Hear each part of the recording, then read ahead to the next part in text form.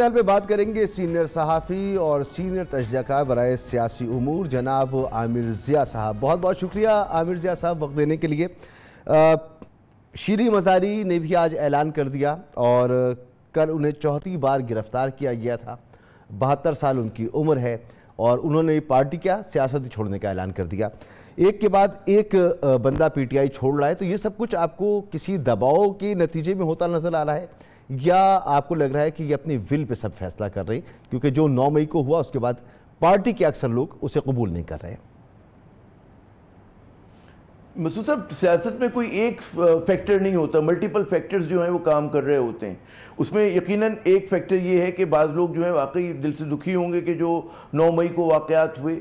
دوئم جو ہے مطلب ہے ہماری سیاست کا بڑا پرانا اصول ہے کہ جب کوئی پارٹی زیر عتاب آتی ہے تو اس کے بہت سارے جو ویک لنکس ہوتے ہیں ان پر دباؤ میں اضافہ بھی ہوتا ہے اور بعض لوگ اس کو چھوڑنے بھی مجبور ہوتے ہیں. پی ٹی آئی جو ہے اس میں بھی بات کر رہا تھا کسی اپنے ایک دوست سے، ان کو میں نے کہا کہ جی 3 طرح کے لوگ ہیں پی ٹی آئی میں جو اگر پہلی صف کی ہم بات کریں سیکنڈ ٹیئر آف لیڈرشپ. ایک تو وہ کہ جو عمران خان کے ساتھ پولیٹیکل ولڈرنس یعنی کہ جب ان کا سیاسی بیابان میں وہ گھوم پھر رہے تو اس وقت کے ساتھی ہیں، ٹھیک ہے نا. وہ پرانے پی ٹی آئی کے لوگ ہیں جو چلے آ رہے ہیں اس کے اندر نا. میرے خیال میں وہ جو ایلیمنٹ ہے وہ ان کے ساتھ رکے گا. اس میں سے بھی 2-3 کیجویلٹیز ہو سکتی ہیں، میں نہیں کہہ رہا کہ ناممکن ہے، لیکن قیاس یہ کہ وہ رکیں گے. دوسرے وہ لوگ آئے جو آئیڈیلسٹ تھے اور وہ سمجھتے تھے کہ پہلی بار کسی سیاسی جماعت میں ان کا شامل ہوئے تھے اور انہوں نے سوچا کہ جی ایک صاف ستھری سیاسی جماعت ہے اور جناب کرپشن کے خلاف ہم بات کریں گے، ایک نیا پاکستان تخلیق کریں گے. ان میں آئیڈیلزم تھا لیکن انہیں کوئی سیاست کا تجربہ نہیں. تو اس میں اس طرح کے لوگ آ جاتے ہیں، آفتاب صدیقی جیسے، بلال غفار صاحب کا میں نے نام سنا، پتہ نہیں آپ نے ان کو دکھایا نہیں دکھایا.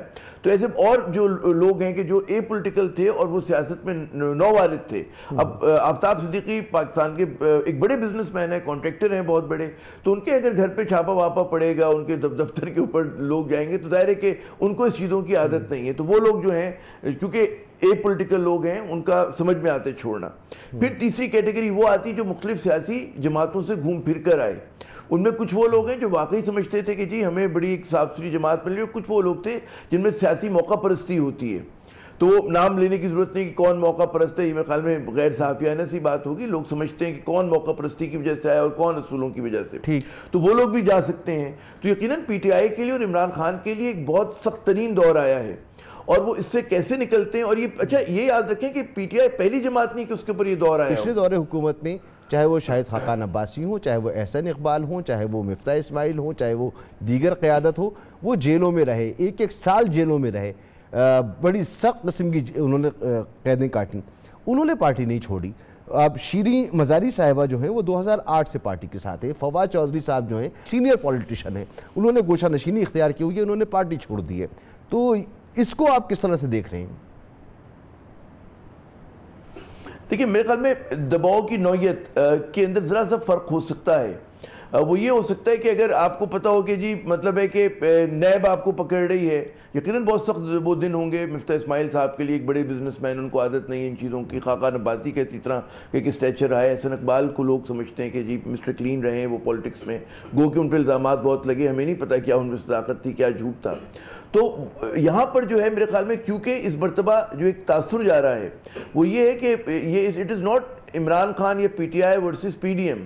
ایک تاثر یہ گیا ہے کہ عمران خان یا P T I versus arm forces یا پاکستان آرمی.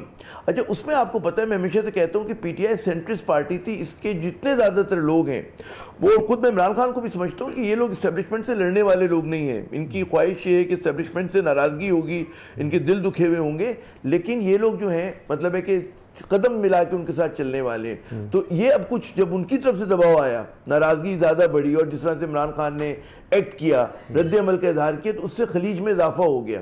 تو یہاں پر پھر دباؤ کی نوعیت میرے خیال میں ذرا سی بدل گئی، ذرا سی نہیں کافی بدل گئی. تو جس کی وجہ سے ذرا سے جو لوگ جب دباؤ میں آئے. اور ایک بات میں آپ کو بتاؤں، آج میری پی ٹی آئی کے ایک لیڈر سے بات ہو رہی تھی فون پہ، اندر کے آدمی رہنما ان کے، انہوں نے کہا جی جو ایک ہارڈ لائن لی تھی عمران خان نے مطلب ہے کہ اس کے خلاف مطلب اسٹیبلشمنٹ کے خلاف، اس کی جیسے مین آرکیٹیکٹس میں جو بڑا نام تھا، بڑا اہم نام تھا، وہ شیریں مزاری صاحبہ کا تھا. اور شیریں مزاری صاحبہ جو تھی وہ ایک اچھا شیریں مزاری کا میں پتہ ہے کہ بڑی وہ اسٹیبلشمنٹ کے ساتھ بھی رہی ہیں، ناراض بھی رہی ہیں. انہوں نے مطلب تھنک ٹینکس کو رن کیا ہے، پاکستان کی فورن پالیسی کے ایکسپرٹ ہیں. تو ایک ان کا ایک اس پہ سٹانس تھا، اور باقی جو مڈل لوڈرز تھے پی ٹی آئی وہ کہتے تھے کہ ہمیں غالباً اتنا زیادہ پرووکیٹو سٹانس نہیں لینا چاہیے. تو بعض اوقات یہ ہوتا ہے کہ جو لوگ بعض اوقات وہ کہتے ہیں نا کہ اس چیز کو بڑھا چڑھا رہے ہوتے ہیں، ان پہ دباؤ آتا ہے تو سمجھ میں بھی آتا ہے. پھر ایک بات دیکھیں نا، عمر دیکھیں 72 سال. جی میں بالکل یہی کہنے والا تھا کہ عمر دیکھیں کوئی 4 مرتبہ گرفتار ہو چکی ہیں، پھر وہ بتا رہی ہیں کہ ان کی صحت کے مسائل ہیں. بہرحال وہ ذاتی مسائل بھی ہو سکتے ہیں اور ہو سکتا ہے کہ دباؤ بھی ہو جیسا آپ ذکر کر رہے ہیں. لیکن عمران خان صاحب کی جو ایک سولو فلائٹ کی پالیسی رہی ہے، چاہے وہ پارٹی کے اندر ہو چاہے وہ پارٹی کے باہر، نہ پارٹی کے اندر لوگ ان سے نالا رہتے ہیں کہ جی وہ بات سنتے نہیں ہیں، خود جو فیصلہ کر لیتے ہیں اس پہ ڈٹ جاتے ہیں، دوسروں کی بات نہیں سنتے. پارٹی کے باہر بھی دیگر پارٹیوں کے ساتھ انہوں نے کوئی ورکنگ ریلیشن شپ نہیں بنایا. تو آج اس کا خمیازہ بھگت رہی ہے ان کی پارٹی. بڑی حد تک دیکھیں نا، یہ بڑی سامنے کی بات ہے، اور لوگ اکثر اس زمانے میں بھی کہتے تھے جو عمران خان کے عروج کا دور ہوا کرتا تھا. اچھا جب زوال آتا ہے پھر تو مطلب ہے کہ جو اچھا کام ہوتا ہے وہ بھی برا لگنے لگتا ہے. تو جو کبھی عمران خان کی لوگ اسٹرینتھ سمجھتے تھے وہ آج کمزوری نظر آئے گی. لیکن یقیناً سیاست میں بہت سارے لوگ جو روایتی سیاست کے قائل ہیں وہ کہتے تھے کہ بیک وقت نون لیگ سے اور پیپلز پارٹی سے لڑنے کی کیا ضرورت ہے، آپ ایک سے لڑ لیتے.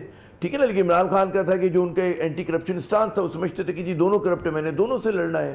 تو یہاں پر انہوں نے خود جو کہتے ہیں فشرز کو دور کیا جو حزب اختلاف کی جماعتوں میں تھے، اور ان کو قریب آنے میں ان کا ایک کردار رہا.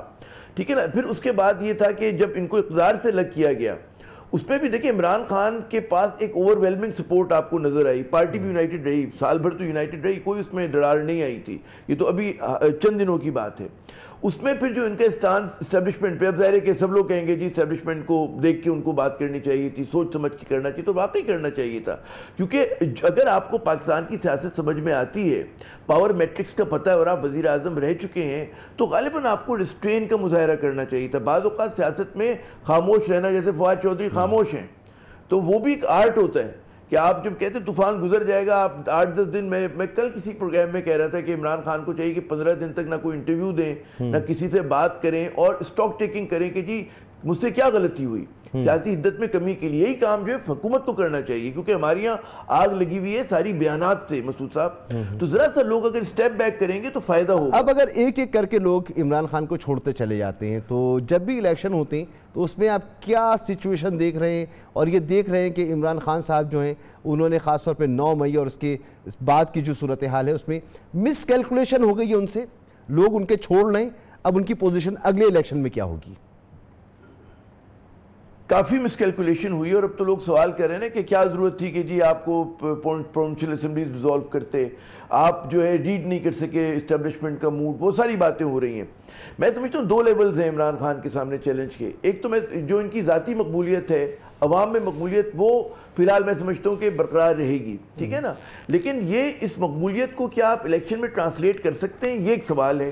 ہمارے یہاں جو ہے کانسٹیٹوئنسی بیس پالیٹکس ہے. ہمارے یہاں ایک اسٹڈی کے مطابق 60% نشستیں جو ہیں الیکٹیبلز کی ہوتی ہیں، یعنی کہ موروثی سیاست کی جو کانسٹیٹوئنسی بیس ہو رہی ہوتی ہے، کسی ایک خاندان کی دوسرے خاندان کی.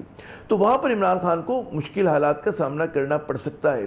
کراچی جیسے شہر میں جہاں پہ ان کی 14 سیٹیں ملی تھیں، تو اس بار مجھے نہیں لگتا کہ اگر ایم کیو ایم جو ہے جس طرح سے متحد ہوئی ہے، اور ایم کیو ایم کے اندر آپ دیکھ رہے ہیں کہ ان کی اس میں بادبانوں میں پھر ہوا بھری آ گئی ہے تھوڑی سی، اور وہ زیادہ کہتے ہیں نا فعال ہو کے وقت کم ہے. عامر ضیاء صاحب اپنا کلو بیک کریں گے. صرف مختصر ایک جملے مجھے بتا دیں کہ عمران خان صاحب کہہ رہے ہیں یہ آپ کر لیجئے، دباؤ بھی لے آئیں، ہمارے لوگ چھوٹ جائیں گے، لیکن ووٹ بینک تو صرف ووٹ بینک سے کام بنتا ہے ان کا؟ میرے خیال میں پاکستان کی سیاست میں ووٹ بینک سے کام نہیں بنتا. ٹھیک، اس کے لیے آپ کو اور بھی عوامل چاہیے ہوتے ہیں.